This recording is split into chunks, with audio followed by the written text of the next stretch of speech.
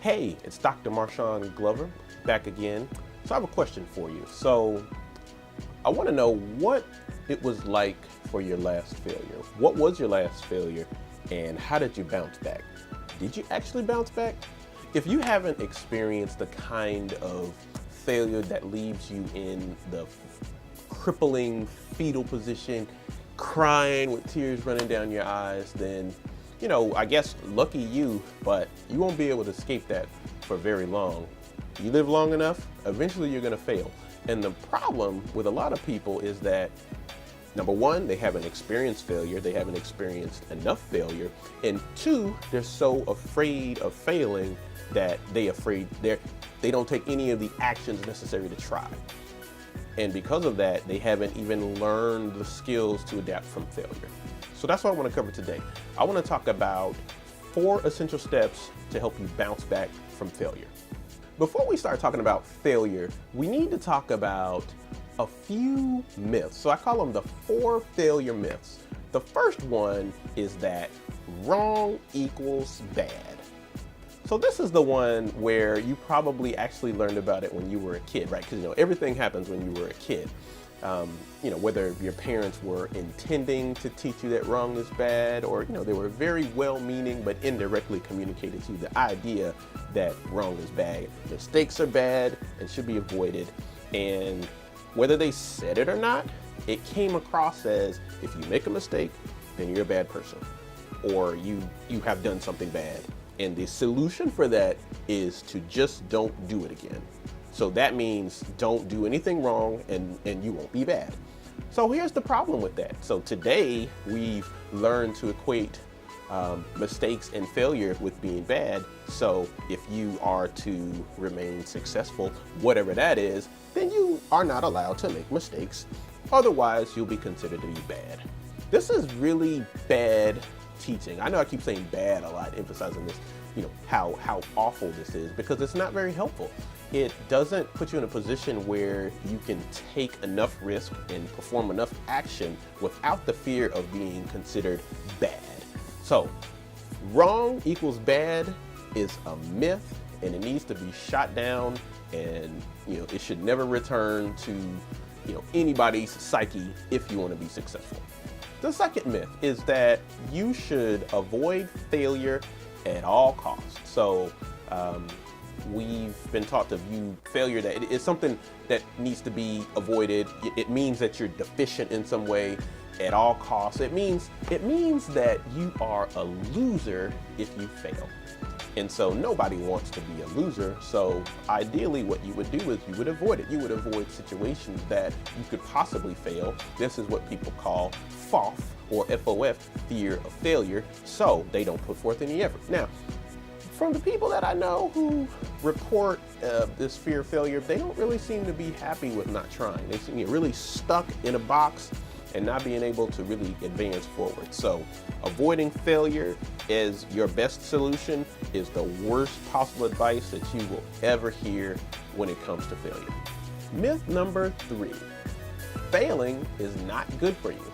So this one is a little, I'll just call it half and half. So failure can be, it could be bad, but it depends on how you normally experience failure. So if you internalize failure and accept it as, some kind of deficiency with you, then more than likely every time you fail, you're going to go through this sort of, torture cycle of all of the things that you've done wrong, and it's all going to come crippling down on you, and your mood's going to go from here to here. And so if you're the kind of person who experiences or processes failure in that way, then failure isn't really the best thing for you. But what are you left with, right? Are you going to, miraculously get better and go on a streak of being successful at everything you do? Probably not. Are you going to avoid things to preserve this feeling that you have that you're not failing? Maybe. That's what lots of people do. But again, talked about that before. That's not going to get you to anywhere. It's going to lead you to this place of limited fulfillment and living in this little box or triangle or square or this place where there's all these kinds of boundaries that you just can't get out of because you're afraid to fail. So failing is not good for you. That depends, but what are you left with? Myth number 4. So you should keep your failures to a minimum. Again, I guess that depends on how you experience failure. But to take that a step further, so when you fail, what do you do? If you keep making the same mistake over and over and over and over and over again, and you don't see any change, or you're not able to realize that, part of the mistakes that are being made are some things that you're responsible for, then failing a bunch of times is just probably a waste of your time. So you're better suited by understanding why you're failing and making some adjustments. Repeated failure could be the best gift that you'll ever receive if you're paying attention and you're in the right mental space to take advantage of it. So those are some of the myths about failure that are not so helpful. And if you think about it, that way, chances are you're not getting very far. You won't take any risks. You won't do anything to, come outside of the box and experience any kind of potential discomfort or at the idea of failing. So when you live in that safe zone, nothing happens. There's a more productive way to think about failure these days, and it comes from viewing failure as a set of data points to help you understand what mistakes you're making and what changes that you need to make. So in order to be able to do that and think like that, there are 4 essential steps that you need to be able to take to get yourself in the right mindset after a failure. Let's talk about them now. So after you fail, if you want to bounce back, then you'll need to fail again. What I mean by fail is FAIL. It's a short little acronym to help you remember the steps to get yourself in the right mindset to bounce back after a failure. The first one is F, and that is focus on what actually happened.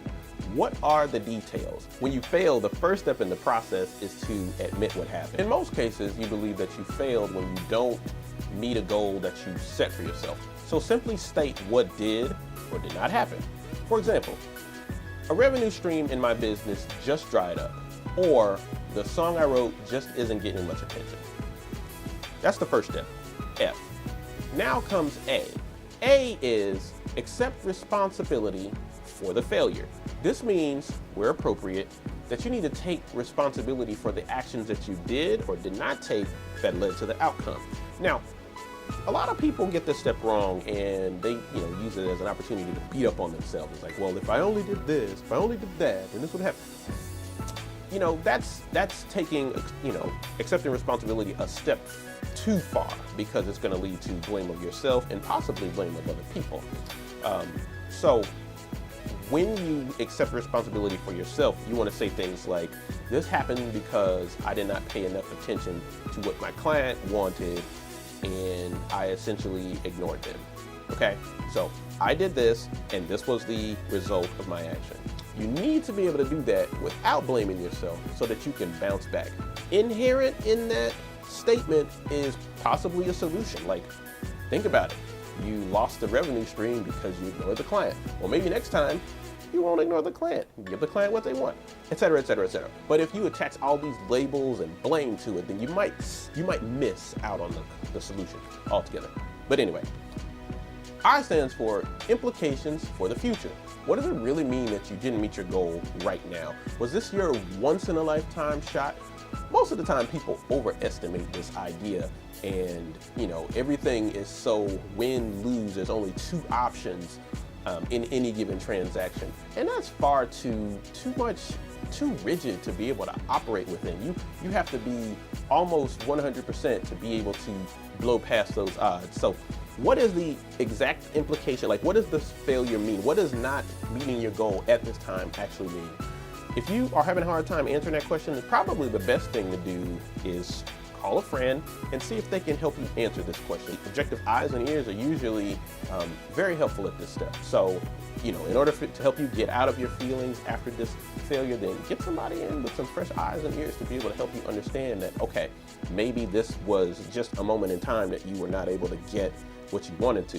It doesn't mean that it's over. Let's just apply the efforts elsewhere and take the same lessons that we learned from this failure onto the next one. And finally, L stands for lose the labels and don't internalize.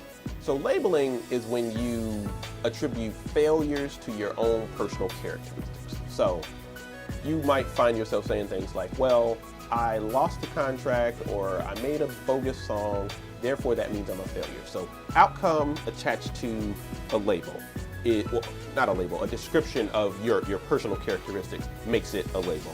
You want to avoid this part altogether because you're taking the situation way too far, and there's no solution in that. Like, how do you solve yourself out of the belief that you're a failure? Well, there are ways to do that too, but if you just avoid it in the first place and just focus on FAIL, then you'll have objective information, you'll be accepting responsibility for the role that you played in it, and you'll look at the situation as not so dire and that's so one in a million, and be able to look for other opportunities to get to the goal that you wanted.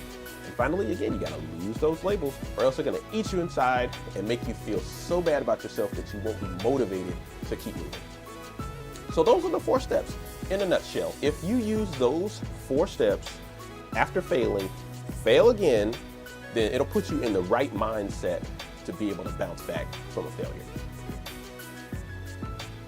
So I hope you like this video. If you like this video, then subscribe. Click that subscribe button and share it with a few friends. If you're interested in learning more about how I help people break through unproductive cycles and some of the mental barriers that keep them from what they believe their destiny to be is, or what their life's mission or their goals to be, then check out my website, www.drmglover.com. I can't wait to see you or hear from you. If you got a question or a comment, leave it down in the comments section below. If there's anything that you want me to talk about, leave that too. Happy to do it. I'll see you over there.